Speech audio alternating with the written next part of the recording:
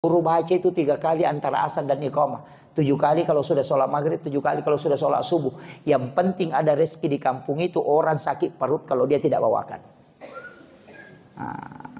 Biar tinggal di rumah itu dapat itu.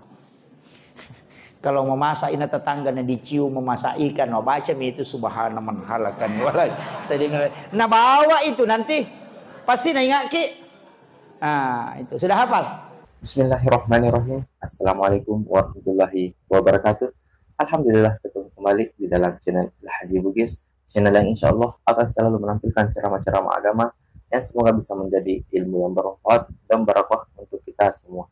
Insya Allah, amin ya rabbal alamin. Dimanapun kita berada, semoga kita semua dalam keadaan sehat walafiat, dan apapun yang kita lakukan hari ini semoga diberi kemudahan dan kelancaran oleh Allah Subhanahu wa Ta'ala. Salawat serta salam telah kita curahkan atas junjungan baginda Rasulullah Sayyidina Muhammad Sallallahu Alaihi Wasallam. Semoga kita semua termasuk dalam golongan orang-orang yang insya Allah mendapatkan syafaatnya kelak di yaumil akhir. Allahumma sholli ala Sayyidina Muhammad wa ala ali Sayyidina Muhammad.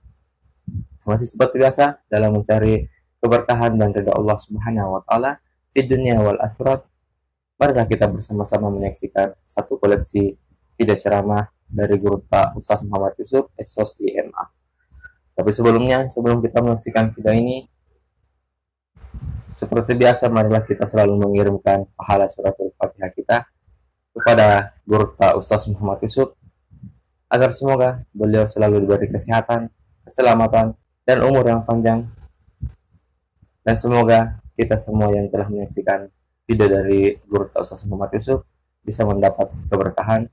Dan semoga kita semua yang telah menyaksikan video dari Guru Ustaz Muhammad Yusuf bisa mendapat keberkahan dari apa yang disampaikan.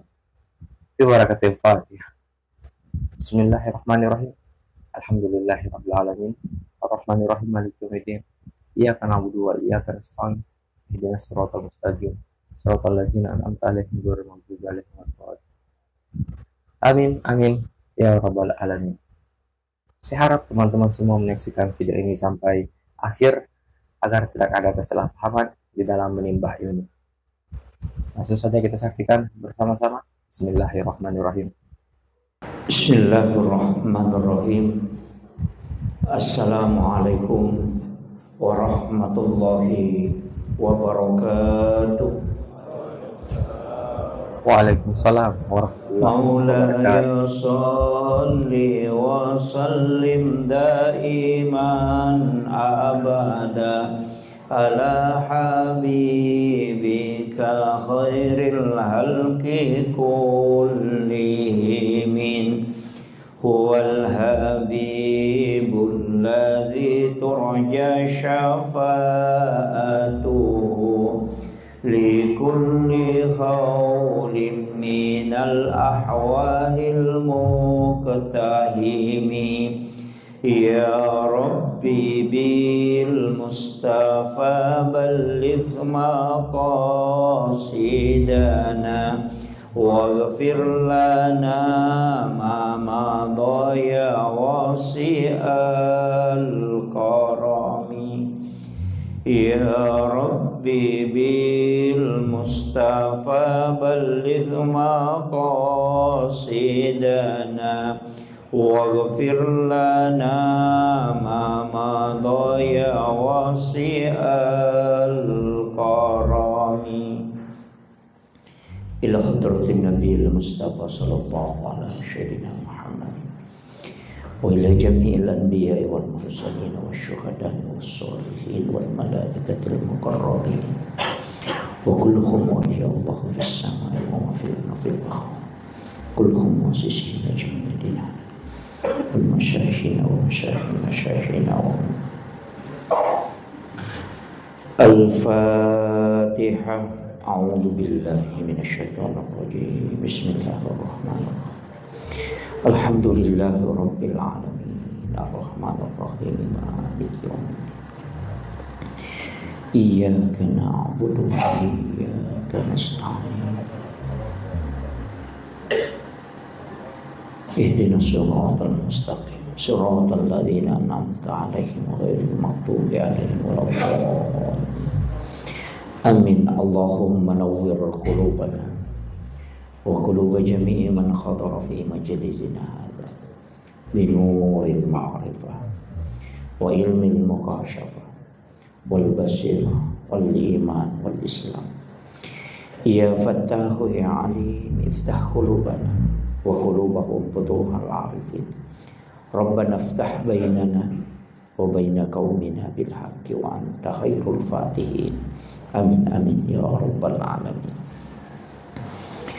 Hadratul muhtaramin wal muhtaramat ikhwanu fillah, sidang jamaah subuh yang insyaallah dirahmati dan dimuliakan oleh Allah Subhanahu wa taala. Hamdan wa syukran lillah, salatan wa salaman ala sayyidina wa maulana wa habibina wa syafi'ina wa ala alihi wa sahbihi ajma'in. Alhamdulillah, kita lanjutkan kembali kajian kita pada subuh kali ini. Saya mohon maaf kepada jamaah karena 2 subuh tidak sempat mengisi, karena sebenarnya saya minta izin 1 hari, tapi karena pesawat menuju itu digeser ke Makassar dan dimajukan jadwalnya, jadi saya tidak bisa ambil 1 hari karena perubahan jadwal penerbangan. Jadi pertama, sebenarnya dalam kehidupan kita ini ada 3 tingkatan seorang hamba. Yang pertama adalah Islam. Kemudian yang kedua adalah iman. Kemudian yang ketiga adalah ihsan. Tapi iman itu punya ada buahnya. Buahnya itu disebut takwa. Nanti kalau takwa itu akan melahirkan ihsan. Jadi yang dipanggil berpuasa itu adalah orang beriman, supaya dia mencapai puncak ketakwaan. Makanya iman baru lari ke takwa. Makanya buahnya iman itu adalah takwa. Di atas ketakwaan itu ada namanya ihsan. Ihsan ini kalau bahasa Bugis map PDC. Saya tidak tahu dalam bahasa Indonesia kalimat yang paling pasti itu kalau ihsan. Tapi kalau bahasa Bugis itu pas sekali. Karena kalau orang melakukan kebaikan kemudian kita juga membalasnya dengan kebaikan, itu bukan ihsan, tapi itu disebut al-khair. Jadi beda. Kalau ihsan itu orang melakukan keburukan ke kita kemudian kita balas dengan kebaikan. Itu namanya ihsan. Jadi kalau orang baik kemudian kita baik, itu hanya membalas kebaikan. Bukan berbuat baik namanya itu, tapi membalas kebaikan. Kadang-kadang kan ada orang begitu. Ada mobil mogok, dia dorong supaya dia bilang, nanti kalau hujan bisa kita ikut di mobilnya kan gitu. Ya biasa-biasa begitu. Membantu orang ya karena ada keinginannya, kan begitu. Jadi itu bukan ihsan. Ihsan itu sebenarnya sifat yang paling tinggi hakikat. Nah, ini yang kita mau capai. Karena nanti ihsan itu adalah manusia yang innallaha yuhibbul muhsinin. Allah sangat menyukai orang-orang yang ihsan itu. Jadi pertama iman. Kira-kira kita ini sudah beriman? Sudah beriman? Oh tidak. Kalau Islam oke, bisa. Tapi kalau iman itu ada tandanya. Wa idza dzukirallahu wajilat qulubuhum. Ketika disebut nama Allah maka bergetar kalbunya. Makanya kenapa perpindahan gerakan sholat itu menggunakan kalimat Allahu Akbar. Karena itu yang menggetarkan hati.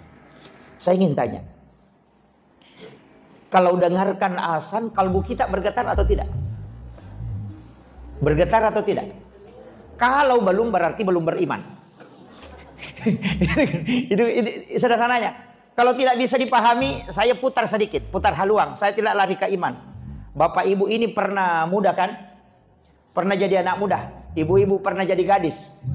Kalau waktunya kita anak muda, nah ada gadis yang sangat kita sukai, cintai. Ketika disebut namanya, apa ada di dalam sini bergerak?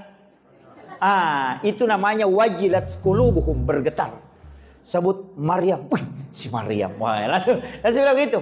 Bahkan sahabatnya saja Maryam lewat, itu, wih, ada temannya ini, mungkin ada di belakangnya. Itu namanya bergetar. Itu karena cinta kepada seseorang, itu membuat ketika namanya disebut itu bergetar. Nah, itulah yang disebut dengan cinta. Karena cintanya itu, kalau dalam Islam itu karena cinta kepada Allah, itulah tanda iman. Makanya kalau orang mengatakan Allahu Akbar, nah belum bergetar di sini, itu belum beriman, baru berislam.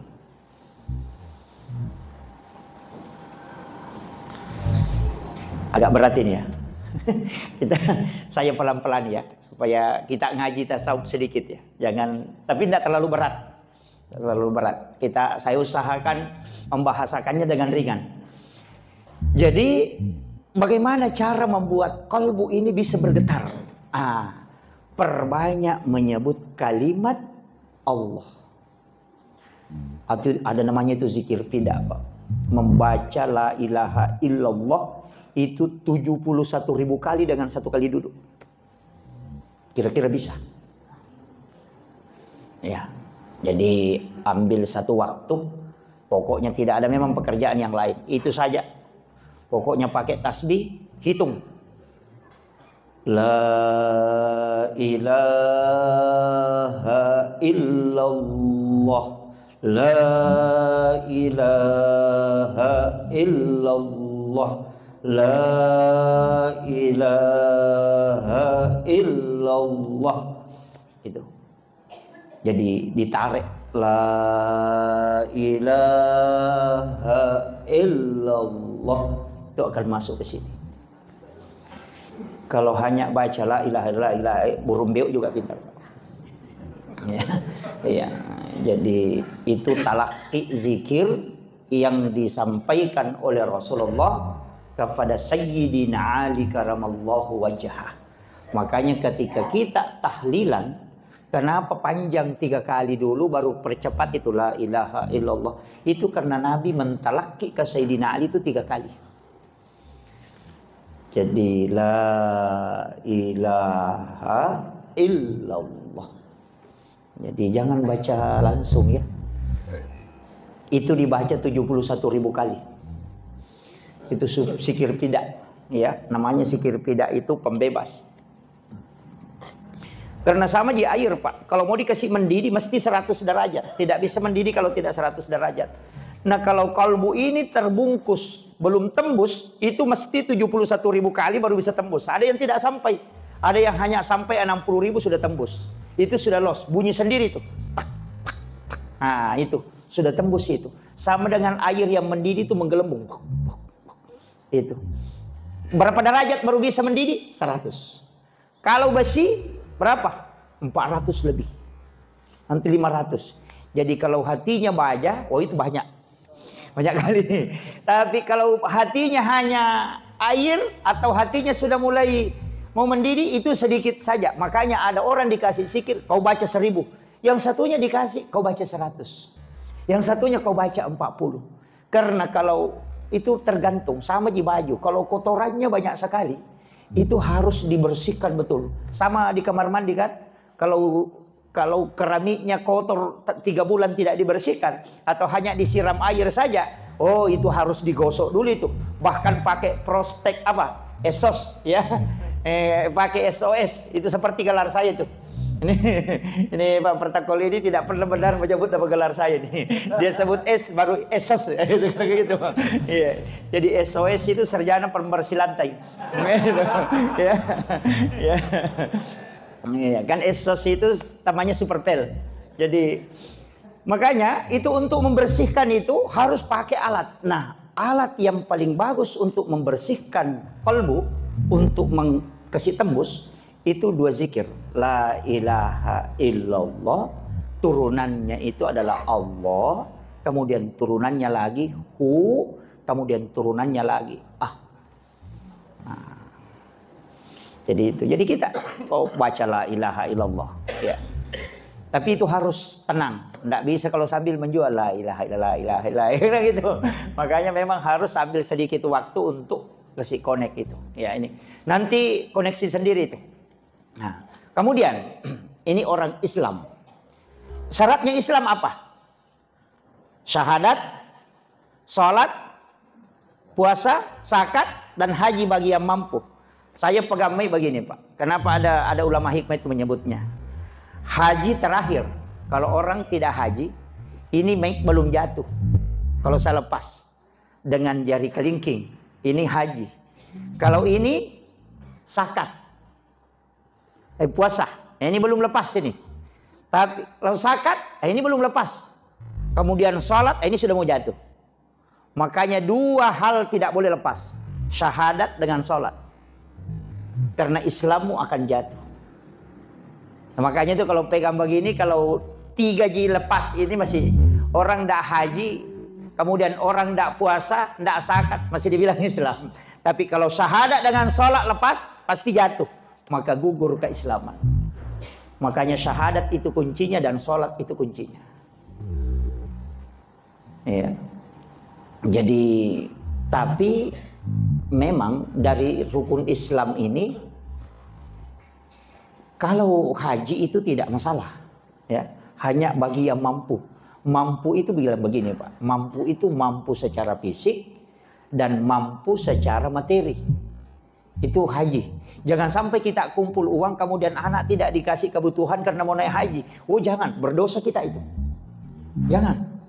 Ada ibu-ibu itu kumpul uang, bahkan tidak kasih belanja ke, apalagi kalau suami, kumpul-kumpul uang mau naik haji. Itu Anda tidak mampu, tidak usah dipaksakan. Yang paling parah, ada umrah dicicil, tapi tidak ada jadi mamuju. Ada. Wah, berangkat dulu baru bayar, pulang baru bayar. Oh ya bagus, saya mau kasih tahu, kalau meninggal di sana siapa yang tanggung? Ini yang banyak tidak tahu Pak. Jangan. Justru berangkatnya itu berdosa. Membayar utang itu wajib. Sedangkan melaksanakan umrah itu sunnah. Jadi kita mengorbankan kewajiban hanya menunaikan yang sunnah. Itu sama persis jual helm, jual motor beli helm. Itu persis sama. Atau jual HP untuk beli pulsa. Itu sama. Kan gitu. Jadi utang itu kan nanti menjadi kewajiban ketika mau dibayar. Kan gitu. Hanya menunaikan yang sunnah, kemudian berutang. Oh itu fatal gitu. Nanti kalau meninggal di dalam kubur Nabi bilang, saya sudah umrah. Malaikat bilang, belum lunas. Nah ini mau apa? Ini nih. Makanya jangan Bu. Ibu-ibu, tidak ada jadi kalau ibu-ibu ya. Banyak. Wah ini ibu-ibu ini parah ini.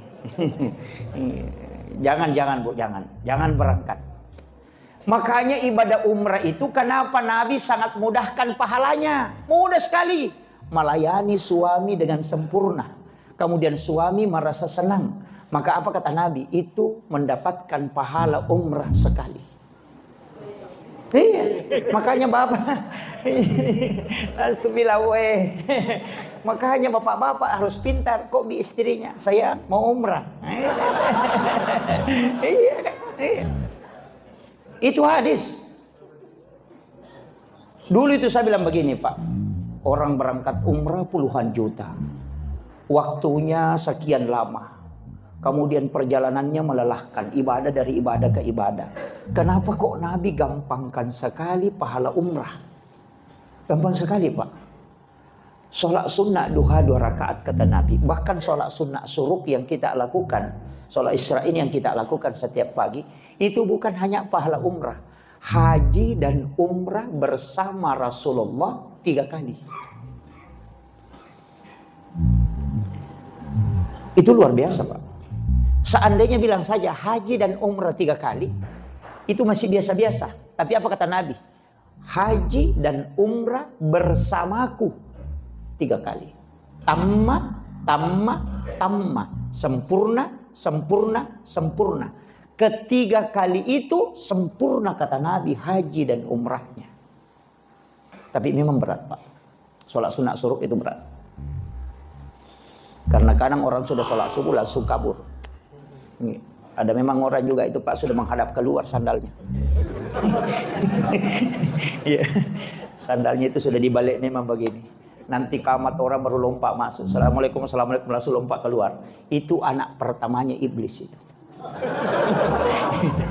Jadi iblis itu punya 9 anak. 9 anak, ada 2 cucunya, 1 anak angkat.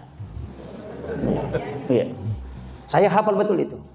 Iya. Jadi anak pertamanya iblis itu ada di orang yang berjamaah.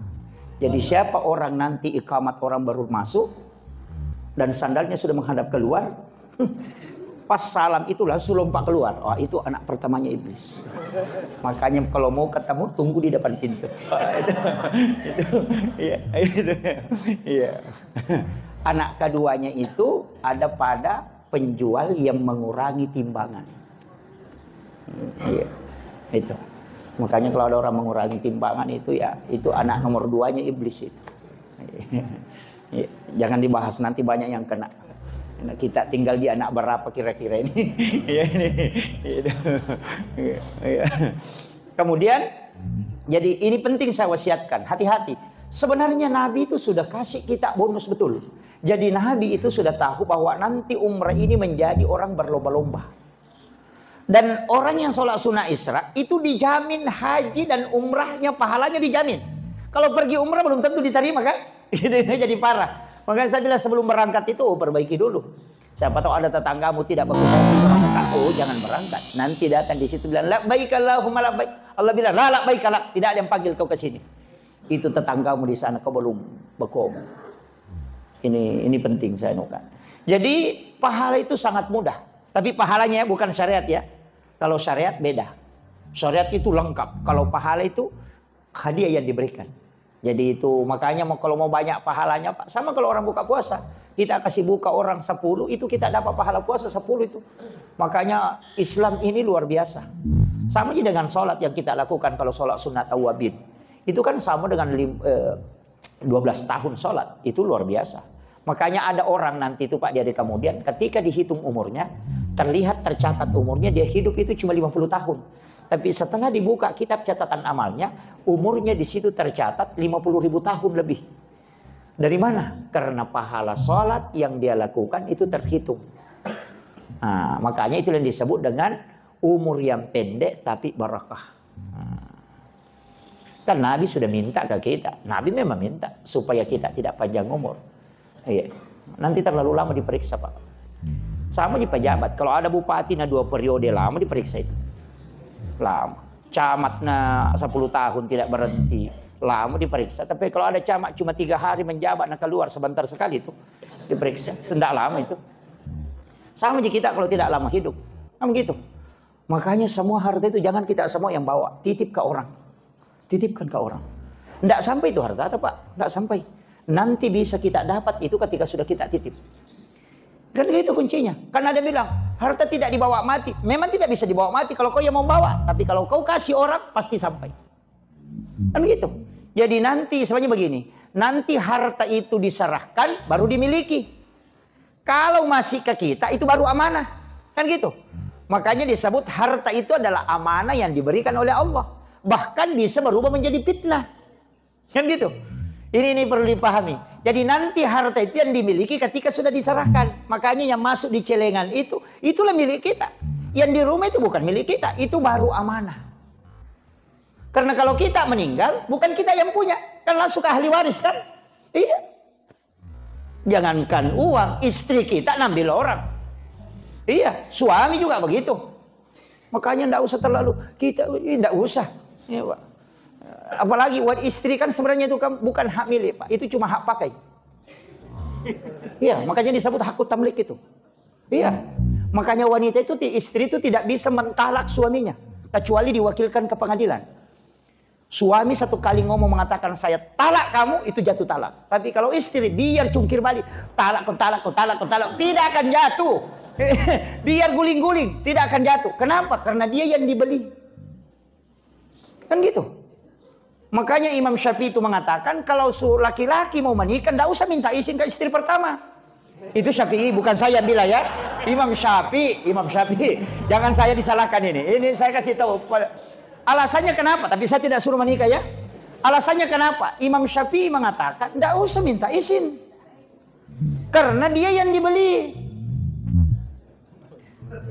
Jangan bilang iya, kan hakun tablik. Saya harus luruskan ini supaya kita paham. Ngaji fikih itu begitu. Begini.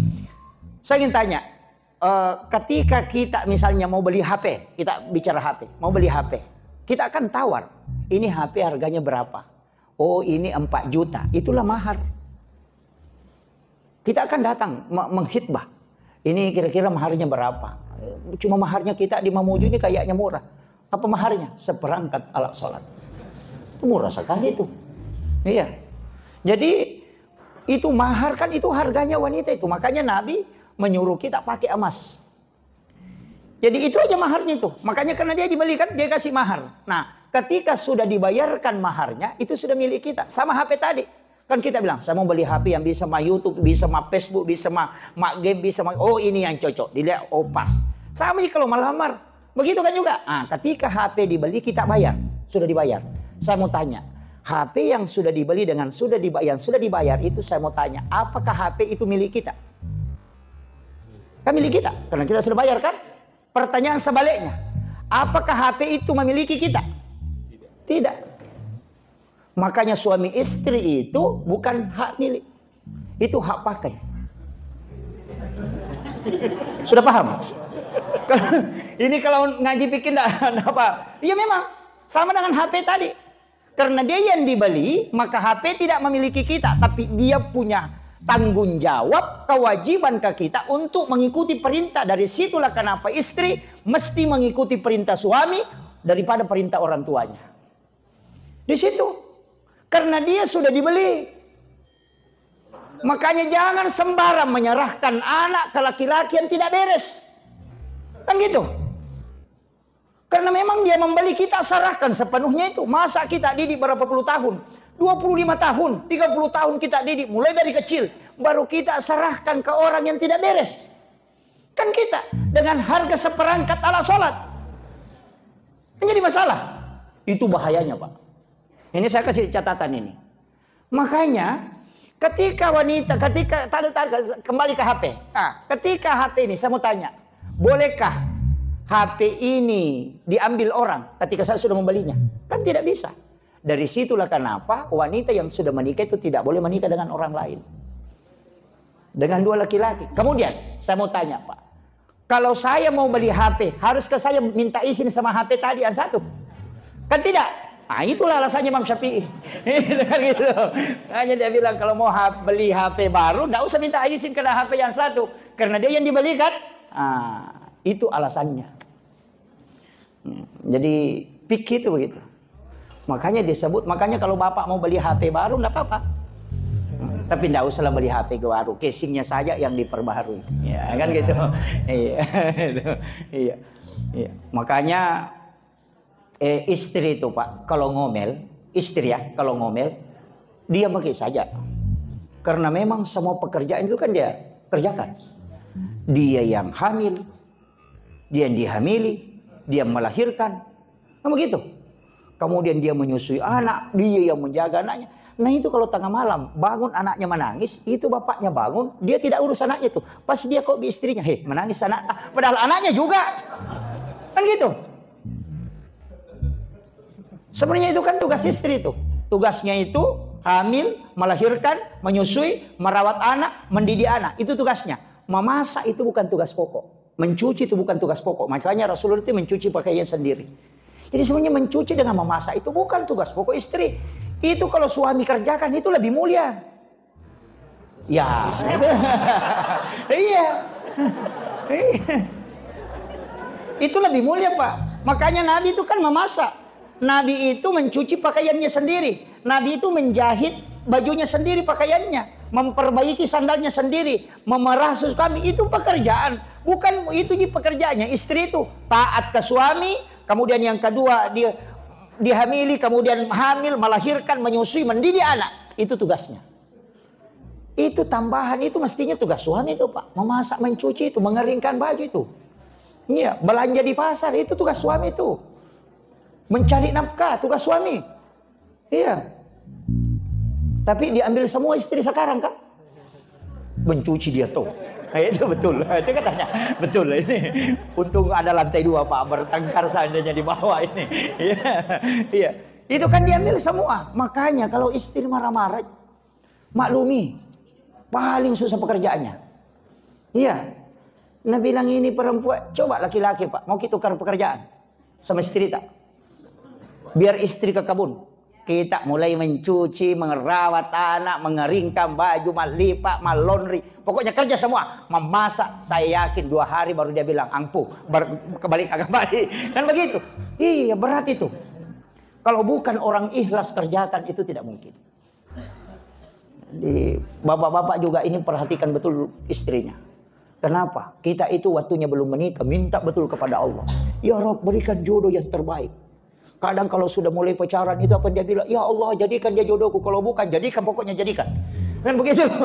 Iya. Jadi kadang itu dia minta, tapi setelah menikah dia tidak perhatikan keluarganya. Kadang dia marahi. Itu titipan Allah Pak. Hati-hati. Anak itu titipan Allah. Makanya disebut amanah, bukan milik kita. Ini penting. Hati-hati. Saya itu anak sering saya kasih tahu. Bapak ini hanya diberi amanah. Kan begitu. Makanya jangan terlalu bersandar kepada suami, Bu. Jangan terlalu bersandar ke ini, tapi bersandar ke Allah. Insya Allah nanti akan dijaga kalbunya. Itu kuncinya. Kan ada yang bilang, waduh bagaimana nanti kalau mati suami? Nah bukan rezekimu di situ. Iya. Allah yang akan menjaga. Cuma kita harus taat. Makanya istri itu kalau sudah taat itu sudah di surga itu, Pak. Kan 3 jika kata Nabi. 4 ya. Pertama menjaga puasa, sholat fardu. Yang kedua puasa. Kemudian yang ketiga syahwat. Kemudian yang keempat taat kepada suami. Itu yang 4. Kalau ibu bisa lakukan itu, apa kata Nabi? Dia akan masuk surga melalui pintu mana saja yang dia mau pilih. Coba. Semua pintu surga dibuka. Tinggal mau masuk. Itu pintu surga teriak. Kau lewat sini, kau lewat sini. Siapa bagi siapa? Bagi istri yang bisa melakukan. Menjaga sholat fardu. Menjaga puasa wajib. Kemudian syahwatnya dia jaga. Tapi apa kata Nabi? Malaikat Jibril akan turun nanti. Ketika Al-Quran sudah selesai. Itu Jibril kembali. Nabi menangis. Dia mengatakan, wahai Jibril. Apakah engkau akan masih turun nanti? Karena ini sudah Al-Quran, sudah sempurna. Apakah engkau masih turun ke dunia? Kata Jibril, saya akan turun nanti Muhammad tapi di akhir zaman. Apa yang dia membuat turun malaikat Jibril? Yang pertama adalah mencabut malunya wanita. Nah, makanya yang wanita itu yang titok gini goyang-goyang itu yang bahaya itu. Iya, makanya hati-hati Pak Bu. Ketika wanita tidak bisa menjaga syahwatnya itu fatal. Kemudian ketaatan kepada suami. Makanya kalau ada janda itu tinggal 3 baru dia selamat. Kan tidak ada suaminya. Iya. Kan tinggal 3. Makanya janda itu cuma menjaga sholat, menjaga puasanya dengan syahwatnya. Kan tidak ada suami. Makanya janda itu bisa lebih cepat masuk surga daripada orang punya suami. Iya. Betul Pak. Makanya ini penting saya wasiatkan. Kita laki-laki itu susah sekali jaminan. Bahkan wanita kata Nabi siapa yang punya anak 2 kemudian belum balik kemudian meninggal. Itu ibunya dijamin masuk surga. Karena anak itu selalu menunggunya di pintu surga. Tidak mau masuk kalau ibunya tidak datang. Masya Allah, masih banyak ilmu yang terdapat dalam video ini.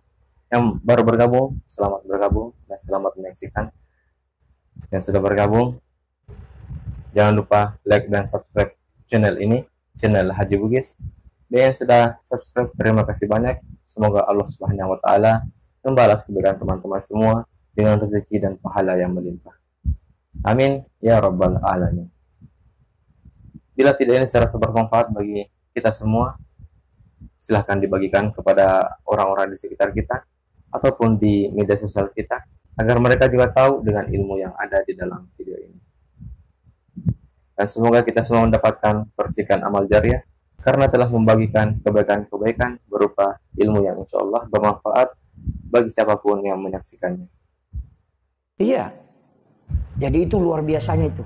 Makanya 3 wanita itu hebat Pak Bu. Yang pertama adalah ibu. Karena ketika dia berdoa semua pintu langit dibuka. Yang kedua adalah istri. Karena 3 kali lebih cepat doanya mustajabah dibanding laki-laki. Coba lihat orang hebat Pak. Bagaimanapun hebatnya Soeharto. Tapi ketika Ibu Tin wafat, habis dia. Karena barakahnya di situ. Kemudian Habibie kan kita tahu orang hebat. Tapi kapan dia tidak bisa melakukan apa-apa? Ketika Ibu Ainun tidak ada. Kemudian yang ketiga SBY kan yang sekarang masih hidup. Siapa yang tidak mengaku SBY? 2 periode jadi presiden, Panglima TNI. Tapi kapan dia tidak bisa menentu kebijakannya? Ketika Ibu Ani sudah meninggal. Itu hebatnya wanita. Karena doanya itu 3 kali lebih cepat dibanding dengan laki-laki. Makanya kalau ada kebutuhan tak suruh istri berdoa. Iya, mestinya begitu. Iya Bu. Kalau ada kebutuhan suruh dia berdoa. Karena doanya itu lebih cepat. Jangan kita laki-laki ini disuruh kerja. Yang berdoa mestinya itu minta rezeki itu perempuan. Iya, cepat itu. Karena 3 kali lebih cepat. Karena malaikat itu sudah menunggu doanya sebelum dia mengangkat tangannya. Dan malaikat itu bertasbih kepada wanita. Bayangkan kata Nabi, kau menyiapkan saja air putih untuk suamimu itu sama dengan pahala jihad. Itu hebatnya, Pak. Ini perempuan kalau dia betul-betul paham tugasnya, itu masuk surga. Iya. Itu kuncinya. Makanya kalau istri sudah berdoa dan tidak bisa diterima, tambah istri Pak, supaya banyak mendoakan. Itu. Iya. Iya. Iya. Langsung ibu-ibu di atas protes itu. Itu kuncinya sebenarnya. Kemudian yang ketiga adalah anak perempuan. Itu perempuan lagi. Siapa yang meninggalkan 2 atau 3 anak perempuan ahli ibadah, ibu bapaknya tidak disentuh api neraka. Bahkan Rasul mengatakan, jangankan disentuh api neraka, diperlihatkan api neraka pun tidak. Itu hebat. Ini. Jadi itu anak-anak perempuan kita, tidak usah banyak-banyak kita tuntut Pak. Tidak usah bilang harus jadi PNS, harus jadi, tidak usah. Rezeki itu bukan dari situ jalur itu saja. Justru PNS itu terbatas rezekinya. Ya kan? Karena gajinya pasti. Kan gitu. Nggak usah terlalu Pak. Makanya PNS sebenarnya yang gajinya tidak cukup 1 nisab, kemudian dia pencaharian pokoknya cuma itu, tidak ada tambahan dan tidak cukup 1 nisab gajinya, ketika dikalkulasi dalam jumlah 1 tahun atau dikalkulasi per bulan dengan mengikuti panen padi, maka itu tidak wajib zakat sebenarnya. Cuma ulama kita di pemerintah ini di Indonesia, di dalam hal ini Basnas, berusaha menjaga. Siapa tahu nanti harta ini kena zakat, makanya dia keluarkan memang 2,5. Makanya kalau dia tidak jadi zakat, nanti jadi sedekah. Karena sebenarnya pengeluaran itu Pak bukan hanya zakat. Kan ada zakat, ada infak, ada sedekah, ada wakaf. Masing-masing beda ya. Kalau zakat kewajiban. Kalau infak itu harta. Kalau sedekah itu umum. Makanya tersenyum itu sedekah itu. Tabassumu ka fi ahika laka sedekah. Makanya kalau tidak ada uang, tak senyum saja. Ketemu orang, itu sudah bersedekah itu. Bahkan berjalan ke masjid itu sedekahnya tubuh. Ada yang orang lupakan, wakaf. Ini wakaf yang paling pokok Pak. Zakat itu kan memang kewajiban. Sedekah itu temporer. Tapi wakaf itu yang berjalan terus. Iya, mestinya kita punya wakaf. Masa kita yang kerja setiap hari pontang panting, kemudian kadang ada yang kita mau makan, kita tidak beli karena mau kumpul uang. Kan biasa begitu. Ada orang begitu Pak. Pokoknya kumpul uang. Ada penjual durian yang bilang, weh enaknya durian. Dia tanya, berapa? 100.000. Mahalnya. Padahal 1 juta uang di kantongnya. Karena begitu. Saya punya guru itu, dia kasih tahu begini. Aja mau seke kangi alemuna, narekomeko malomo dalle. Itu. Makanya kalau mau makan durian uangnya tidak cukup, pergi beli pop ice rasa durian. Itu. Ya, saya kasih tahu. Iya. Kenapa? Jangan kau menyiksa itu. Karena orang dermawan itu yang tidak menyiksa, karena semua tubuh ini berzikir. Orang kaya yang sesungguhnya itu adalah mereka yang tidak pernah kikir untuk dirinya. Ini kadang-kala kita bilang enaknya tapi mahal, padahal banyak uangnya. Itu. Ini penting saya sampaikan. Makanya ya, Tapi jangan juga semua mau dimakan. Wah, itu jadi masalah. Ada juga istri itu gajinya suaminya 1 juta, pokoknya semua penjual lewat ditahan, semua penjual pentolan singa, penjual singa, itu bikin ubanan suami itu. Gitu kan gitu. Jadi itu kunci dalam agama itu. Makanya dalam diri kita ini sebenarnya Pak itu sudah disetting. Ya. Makanya kalau mau selamat ini wakaf penting. Masa dikumpul harta kemudian kita tinggalkan? Iya. Mesti ada wakaf, tak? Mesti. Kalau ada tanah, tidak usah dibagikan semua ke anak. Jangan. Mesti ada yang kita simpan. Kenapa? Itu pahalanya nanti dan penghasilannya dimasukkan ke agama. Cari apa ke pesantren, apa ke masjid. Begitu. Masjid ini juga apa harus dikelola dengan baik. Ya. Masjid ini harus dikelola dengan baik. Makanya sebenarnya kalau ada orang mewakafkan tanahnya untuk masjid, jangan wakaf masjid. Wakaf untuk pelayanan umat. Karena kalau Imam Syafi'i, kalau wakafnya hanya masjid, tidak boleh ditempati berkurban. Itu tidak sah kurbannya. Kan kadang-kadang kita kalau berkurban kan di pekarangan masjid. Sama dengan menjual. Karena ada orang biasa menjual di pekarangan masjid. Kan gitu. Oh itu tidak boleh kalau wakafnya untuk masjid. Tapi kalau wakafnya untuk layanan umat, itu sosial, pokoknya bisa dipakai semua. Makanya sebenarnya wakaf itu juga hati-hati pengelolaannya. Ini makanya kalau seandainya kita ini mengelola wakaf dengan baik Pak, Islam ini tidak akan ini. Makanya saya bilang zakat juga di Mamuju ini jangan dikasih keluar. Jangan dikasih keluar ke keluar kampung. Ada yang orang di sini bekerja, cari rezeki, baru dia kirim ke Parepare. Jangan. Jangan dikirim ke Baru. Jangan. Zakat itu tidak boleh melewati jarak musafir. Bahkan ada yang mengatakan 60 kilo tidak boleh melewati 60 kilo. Dia harus dikeluarkan di sini. Kenapa? Allah itu sudah mengatur rezeki. Ada orang miskin di sini ada orang kaya. Disitulah diturunkan rezeki. Rezekinya orang miskin itu dititip sama orang kaya. Kan begitu. Jangan dibawa keluar. Ada yang bilang, ada saudaraku di situ, Ustaz. Jangan, kalau mau bawa ke sana, kasih sedekah, kasih infak, jangan kasih zakat. Zakat di mana dicari, di situ dikeluarkan. Jangan dikasih keluar. Makanya banyak orang miskin itu gara-gara begitu Pak. Di sini mencari baru dikirim keluar. Nanti Bapak Ibu itu biar bayar zakat tetap tanggung jawab. Nanti akan ditanya. Itu ada orang miskin di dekat rumahmu, kenapa kau tidak bantu? Tidak Pak. Malaikat, saya bawa ke Parepare. Langsung apa kata malaikat? Di Parepare itu ada orang kaya yang tanggung jawab juga di situ. Karena kau tanggung jawab di lokasimu. Makanya sebenarnya tidak boleh Pak dikasih keluar itu. Yang boleh keluar itu impaknya. Kasih sedekah, bawa ke sana kalau mau kasih. Makanya jangan zakat saja yang dihitung. Ini penting ya. Ini kadang-kala kita Pak banyak kan. Kayak di Papua itu. Saya pernah hitung zakat itu di Papua. Kemudian dia mengatakan, kita bawa pulang. Enggak bisa. Saya bilang di sini kau keluarkan. Ini kewajiban di sini. Jadi makanya cari rezeki di Mamuju sini, di pasar sini, keluarkan di sini Pak, jangan dibawa keluar.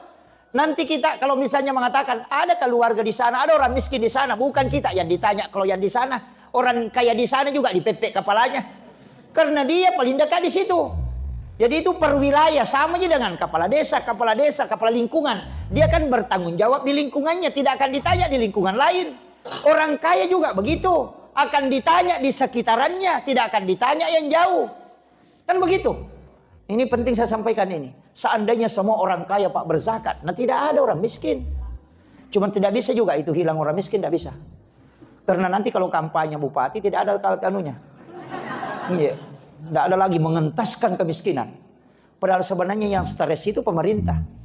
Iya, yang stres itu Basnas, yang stres itu bupati. Padahal orang miskin tidak pernah stres. Ya kan? Kadang-kadang juga saya bilang ini juga orang miskin ngenteng-ngenteng sekali. Duduk di warung itu minum kopi merokok. Tidak ada bebannya. Pemerintah stres itu rapat. Bagaimana mengentaskan kemiskinan. Begadang sampai 3 hari itu. Bagaimana mengentaskan kemiskinan. Orang miskin santai-santai merokok. Saya bilang ini orang dipikirkan. Orang tidak tidur memikirkan. Tapi yang dipikirkan tidak pernah santai terus kan. Coba lihat orang miskin itu. Enak sekali. Kadang tidur di becaknya. Kadang di situ main domino sampai pagi. Padahal pemerintah stres pikirkan dia. Dia tidak pernah stres kan gitu. Ini kan begitu. Jadi kadang-kadang orang miskin ini Pak santai sekali. Iya kan gitu. Tidak ada beban. Ya. Makanya saya kasih tahu, kita orang kaya yang punya hak kewajiban mengeluarkan 25%, tolong dikeluarkan itu. Karena itu akan, apa kata Nabi? Bahkan dalam Al-Quran itu, orang yang tidak mengeluarkan zakatnya, hartanya nanti itu akan menjadi benda yang akan dilelehkan. Itu menjadi api. Kemudian disetrikakan mulai dari jidatnya, kemudian punggungnya dan lambungnya. Gitu. Kalau dia binatang, binatang itu nanti datang dengan besar, kemudian dia menginjak-injak itu pemiliknya sambil bergantian. Itu disebutkan dalam hadis. Makanya harta itu Pak disakati. Hati-hati sekali, apalagi kalau penjual. Karena itu yang membersihkan itu. Bukan hak kita memang itu Pak. Makanya kalau ada orang bolak-balik di rumah sakit, nah tidak ditemukan penyakitnya, tidak tahu mau tahu tidur matanya. Penyakit seke itu. Nggak usah banyak tanyakan itu, ada masalah itu. Ada masalah Pak, karena begitu. Nanti keluar ketika ada masalah kan, kenapa mobilnya kecelakaan? Ya karena kalau celengan lewat dia tidak isi. Kan begitu, makanya sedekah itu tidak faul bala. Jadi memang juga ada beberapa pekerjaan itu Pak, sebenarnya menunggu musibah. Kayak bengkel, itu menunggu musibah itu. Iya kan? Dokter menunggu musibah juga itu. Nah tidak ada gunanya itu dokter kalau tidak ada orang sakit. Kan begitu. Iya kan? Tidak ada gunanya, sama bengkel apa gunanya kalau tidak ada mobil rusak. Jadi kalau merusak mobil, kita jangan bilang kenapa lagi nih mobil rusak. Oh bengkel mau ambil rezekinya. Tidak usah jalurnya begitu karena kau tidak keluarkan. Kalau kau keluarkan kan tidak diminta paksa. Makanya disebut as-sadaqah itu tak ada faul bala, menolak bala. Kan gitu. Jadi jangan nanti kena musibah baru kena dipaksa piye. Kau tidak keluarkan sini. Makanya sakit, bolak-balik ke rumah sakit, dibuka matanya, tidak bisa. Tapi memang ada hadis juga itu Pak. Apa hadisnya? Rasulullah mengatakan, orang yang mendapatkan sesuatu yang melebihi dari haknya, maka Allah akan membukakan pintu supaya itu akan keluar. Tapi ketika ada orang dibayar tidak sesuai dengan haknya, kurang dari apa yang dia kerjakan semestinya, maka Allah akan menutup jalurnya supaya rezekinya tidak keluar. Nah itu begitu. Saya kemarin ketemu dengan orang kaya, minta, Pak Ustaz kasih Kak duluan nih doa-doa. Nah, wah dari Singapura maka berobat ini. Saya bilang, wah mahal itu Pak kalau di Singapura. Nah, bilang, satu kali pergi periksa di sana minimal 15 juta Pak Ustaz. Belum ada tiket pesawat. Dalam hatiku, wah kundu-kundu pasti dekat. Saya tanya, perbaiki dulu zakat. Bagaimana zakat? Nah, bilang, wah anu Ustaz, karena bersedekah aja. Saya bilang, beda, sedekah itu sunnah, zakat itu wajib. Hitung dulu. Dia bilang, wah itu yang tidak aku tahu. Saya bilang, oh itu yang bawa ke Singapura. Dia bilang itu tetangga aku kalau sakit perut sakit kepala, nah bodrex Cina minum, nah berhenti. Nah saya sudah 1 papan ku minum obat yang tas 1 juta, nah tidak mau berhenti. Saya bilang begitu memang. Lah saya tahu sikit itu. Ya saya kasih tahu. Karena memang tidak keluar uangnya sekian banyak kalau hanya bodrex nah beli.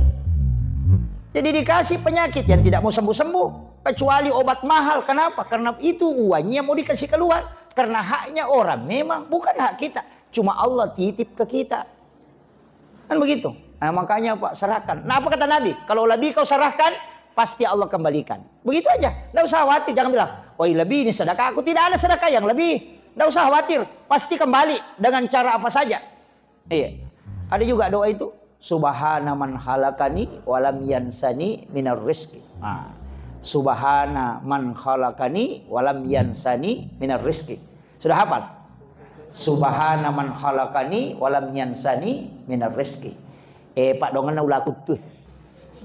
Kalau orang baca itu Pak, bagian tidak punya anak bisa membantu, tidak ada lagi yang bisa bantu, bekerja lagi tidak mampu, tidak menentu pencahariannya, suruh baca itu 3 kali antara azan dan iqamah. 7 kali kalau sudah sholat maghrib, 7 kali kalau sudah sholat subuh. Yang penting ada rezeki di kampung itu. Orang sakit perut kalau dia tidak bawakan. Biar tinggal di rumah itu dapat itu. Kalau memasak ini tetangganya dicium memasak ikan, baca itu subhana man halakan walai. Saya dengar. Nah bawa itu nanti pasti nanya ki. Itu sudah hafal. Jangan dia hafal. Bahaya itu. Itu biasanya dipakai petugas SARA ya, biasa kasihan tidak mampu lagi, tidak ada lagi, ini itu dibaca. Itulah yang sejarahnya itu ketika ada ular di bawah batu yang tidak bisa keluar. Kemudian dibawakan makanan oleh burung dan semut yang kasih masuk ke dalam. Itu doanya itu. Subhana man halakani walam yansani minar rizki. Jadi itu sikirnya ular. Nah, orang yang mengatakan ular kuttu karena dia melilit di bawah batu tidak bisa keluar. Tapi dibawakan makanan. Nah, itu. Jadi biar kita tinggal di mana pasti ada rezeki dibawakan. Itu sudah hafal. Nah, enggak apa ya. Iya. Wah, ini sudah ada pertanyaan ya? Oh iya, ini dulu baru kita. Iya. Iya. Mohon maaf mungkin menyimpang dari materi. Iya. Tapi berkaitan dengan umat. Terkait dengan fatwa MUI. Iya. Di mana kita lihat sekarang posisi Palestina. Iya. Iya. Sehingga ada fatwa MUI menyatakan bahwa produk Israel dinyatakan haram. Iya, iya, betul. Apalagi sekarang menjelang Ramadan yang banyak yang tersedia dari toko-toko. Betul. Penjelasan. Iya.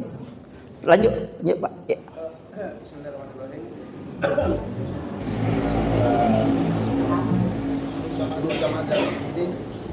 Saya terang ada Amin, amin.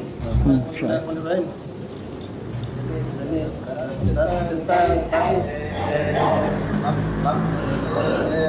tentang zikir la ilaha illallah. Iya. Kalau bisa apakah ada tarik nafasnya?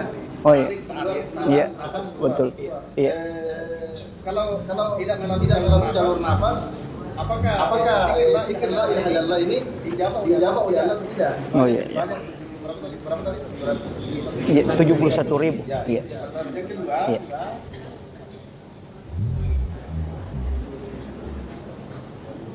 Yang kedua, Iya. tentang tasawuf. Iya. Iya. Ada yang tersurat saja 30 juz. Ada yang tersirat. Iya. Berapa kesini yang tersirat? Jelas semuanya. Apakah yang tersirat ini merupakan berita-berita yang dibawa oleh para malaikat? Iya. Jibril, atau yang tersikat atau kasar mata? Tersikat atau terbuka? Yang banyak yang daging. Iya. Ketiga. Wah, banyak ini. Iya, ya, lanjut. Iya. Iya. Tentang pahala tauhid. Rasulullah bersabda sallallahu alaihi wasallam, datang Jibril pada suatu hari kepadaku di kala aku duduk dalam keadaan sedih. Iya. Berkatalah, hai Muhammad, apa yang menjadikan engkau? Allah telah memberimu dan umatmu 5 perkara. Betul. Yang pertama, firman Allah, aku menurut anggapan dan pikiran hambaku, tidaklah ia akan meleset dari pikiran dan anggapannya. Iya. Kedua, barang siapa ditutupi amal dan kelakuannya di dunia, tidak akan dimalukan pada hari kiamat. Iya. Apakah ini tentang aib ya antara Iya. itu merupakan aib saudara kita, seperti kalau kita mengungkap aib saudara Iya. kita, yaitu memakan bangkai saudara sendiri. Iya.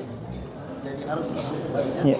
Ketiga, pintu tobat tidak akan tertutup bagi umatku selama belum bersekarat. Iya, betul. Yang saya tanya Ustaz, bersekarat itu artinya apa?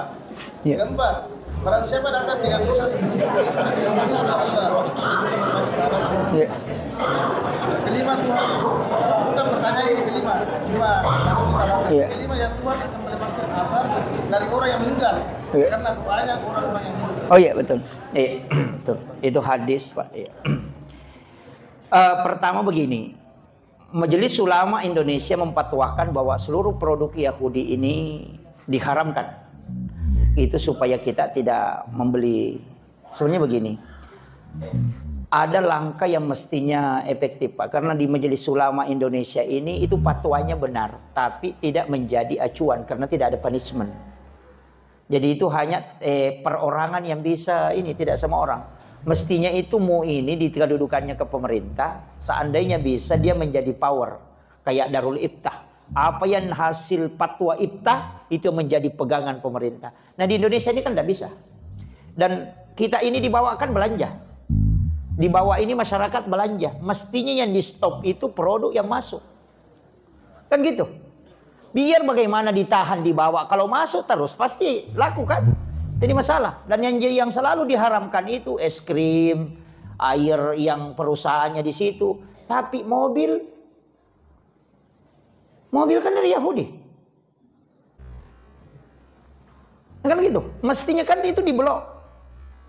Kenapa bukan mobil buatan dalam negeri ini yang dipakai? Jadi kadang kita dilarang membeli produk Yahudi, tapi mobil dikasih masuk.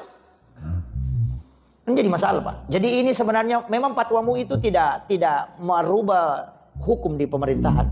Dia hanya sebagai istilahnya bukan punishment, tidak ada hukumannya bagi orang yang melanggar. Fatwa dipatwakan rokok haram, laku terus. Gitu. Jadi memang tidak mau ini kan itu, makanya kita kembali ke kita.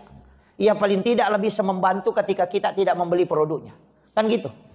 Ini yang, tapi jadi masalah Pak, kalau orang Islam sudah beli, nah kita tidak beli, jadi masalah itu. Karena umat Islam juga dibikin bangkrut. Kan begitu. Makanya penjual di sini sudah beli produk Yahudi. Kalau kita tidak belanja, siapa yang rugi? Ya umat Islam juga. Mestinya kan yang ditutup yang di atas.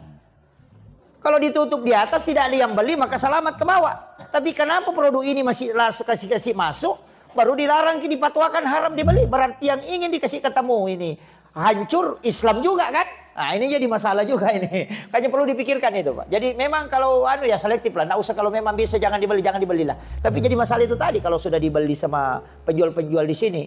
Kan begitu. Makanya Pak sebenarnya juga begini. Sedekah yang paling tidak punya potensi untuk membuat tersinggung orang itu adalah membeli jualannya. Makanya sama jadi Indomart. Kalau saya Pak, jangan beli barang di Indomart. Iya. Beli di masyarakat sini. Karena kita bersedekah itu kalau belanja di masyarakat kecil itu. Jadi kalau kita beli barangnya kan di situ ada keuntungannya. Dan itu betul-betul keuntungannya untuk mensekolahkan anaknya. Nah kalau kita beli di Indomart itu bukan untuk sekolahkan anak itu. Kan gitu. Coba. Penjual kangkung itu yang lewat. Kemarin saya lihat penjual lombok itu dia bungkus-bungkus kasih yang dia baru dia angkat. Orang beli itu sudah sedekah itu. Kan gitu. Nah kadang juga kita kalau beli itu ditawar. Tawarnya setengah mati tuh. Dia bilang berapa? 5.000. Bisa ke 10.000 tiga? Wih. Ini kan jadi masalah. Ini penting ini Pak. Maka sedekahilah penjual kecil ini dengan membeli jualannya. Penjual kue yang ada di sini Pak, penjual kita ini yang orang-orang kita di sini, beli barangnya itu. Ya, karena kita itu sedekah. Ya kan? Sedekah itu karena ada keuntungannya. Jadi kita membeli barangnya, makanya orang Arab itu marah itu kalau ditawar barangnya. Dia bilang haram. Dia bilang memang tidak mau. Kenapa? Dia bilang kalau ada sesuatu dibeli tersiksa itu jadi masalah. Nah itu. Kemudian begitu Pak ya. Walaupun dipatwakan haram, mestinya yang di atas ditutup. Jangan yang di bawah ini yang dikasih benturan. Itu mestinya ya. Jadi majelis ulama ini mestinya lobinya masuk ke pemerintah, bukan ke bawah dienukan. Ya. Kemudian yang kedua tadi, ini yang pertanyaannya Bapak ini agak panjang-panjang ini. Oke, saya berusaha sesingkat mungkin. Begini, hadis itu bahwa selama napas tidak sampai di kerongkongan. Itu. Jadi orang sekarat itu kalau napasnya sudah sampai ke sini tidak bisa diterima taubatnya. Sama ketika Nabi Musa, Fir'aun, itu kan ketika tenggelam di Laut Merah itu kan sebenarnya bertobat. Nanti dia tenggelam itu baru dia bilang, aku sudah percaya sama Tuhannya Musa itu. Baru dia bilang begitu, makanya diselamatkan jasadnya. Tapi Jibril itu kan jengkel. Karena Nabi Musa, Fir'aun itu pintar sekali tuh. Dia sudah lihat, ini sebenarnya Musa ini. Tidak mungkin ini dia bisa membelah lautan kalau bukan pertolongan Tuhannya ini. Jadi dia kan naik kuda, dia tahan kudanya itu, kasih tahu pasukannya jangan maju. Kita pasti mati ini kalau masuk. Karena Nabi Musa ini ditolong sama Tuhannya bisa terbelah lautan. Nah kalau Musa lewat ini, nah kembali air tertutup, mati semua ki. Tapi malaikat itu kan jengkel. Itu, malaikat jengkel itu karena jengkelnya itu sama, dia bilang, ini pintar juga ini. Makanya malaikat itu merubah wujudnya menjadi kuda yang sangat cantik. Kuda yang sangat cantik membuat kudanya ini tergoda. Makanya dia ditahan itu tetap jalan karena dia melihat kuda cantik sehingga dia turun ke laut. Itu karena malaikat itu Pak jengkel. Nah bilang, wah sekalinya tenggelam baru taubat. Bilang malaikat, ini lagi taubat. Nah mau mati, nah ceki itu. Makanya hati-hati Pak dengan malaikat kalau jengkel itu. Iya. Jengkel itu, makanya 2 kali itu di saking jengkelnya malaikat itu. Karena dia bilang, ini sudah tenggelam, mau lagi selamat ini kan, makanya malaikat itu jengkel sehingga dia ceki itu, sehingga dia tidak bisa ngomong itu.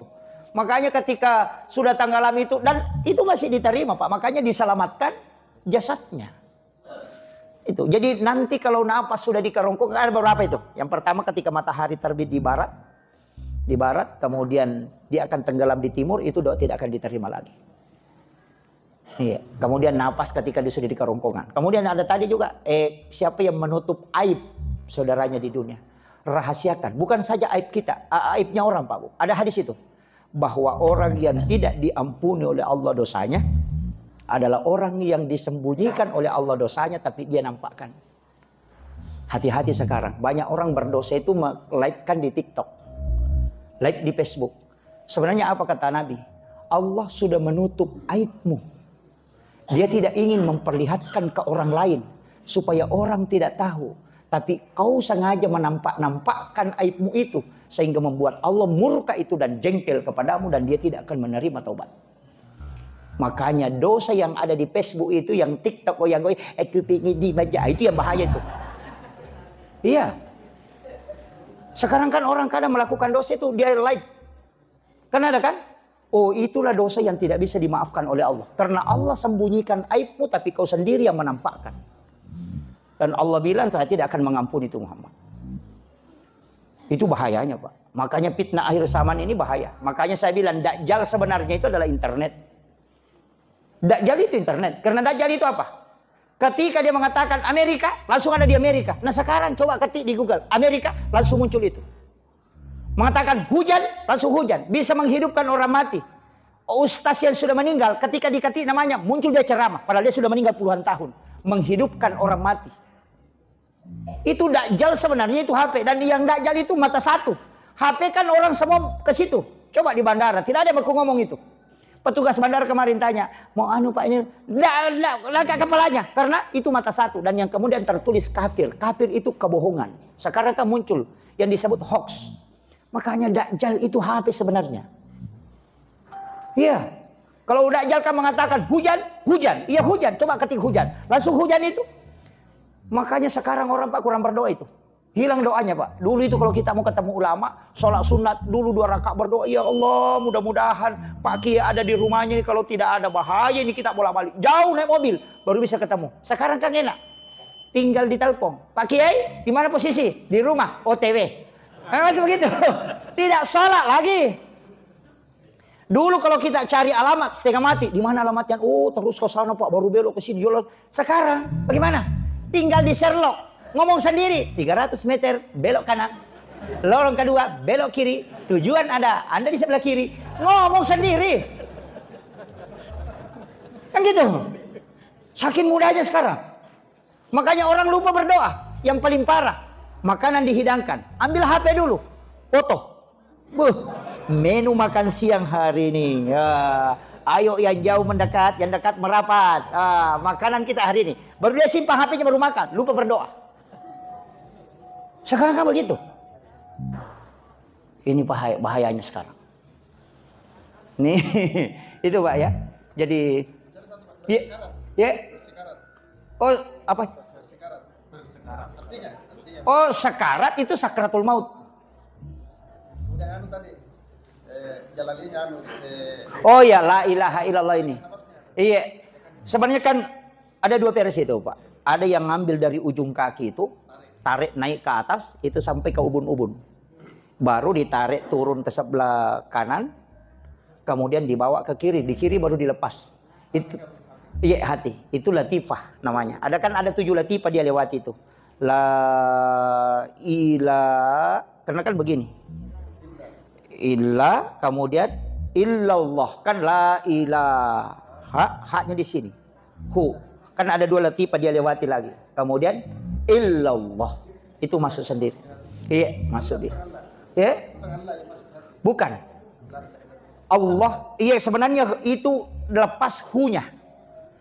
Yang ujungnya itu baru masuk, tapi dia kan tidak begini Pak. Kalau di talaki itu kan begini, la ilaha illallah.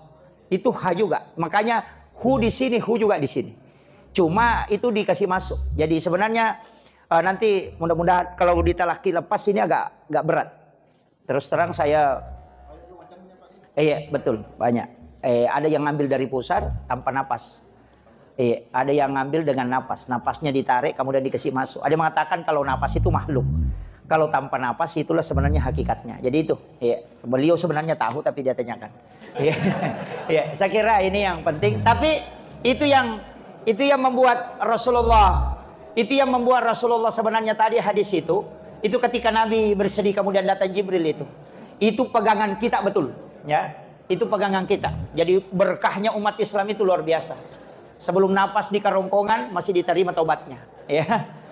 Ketika orang itu sudah sekarat, itu sebenarnya Allah juga tidak akan turunkan azab, ya. Tidak akan turunkan azab ke umatnya Muhammad itu. Jadi makanya selama ada orang sholat, Pak, insya Allah tidak turun azab. Yang turun itu adalah rahmat. Makanya karena kita sudah baca assalamu alaina wa ala ibadillahi sholihin. Makanya kalau ada orang sholat itu sudah ada yang mendoakan orang soleh di situ. Itu kuncinya. Saya kira ini yang penting saya wasiatkan. Akhirul kalam, wallahul muwaffiq ila aqwamit thoriq. Assalamualaikum warahmatullahi wabarakatuh. Waalaikumsalam warahmatullahi wabarakatuh. Alhamdulillah. Masya Allah, tabarakallah.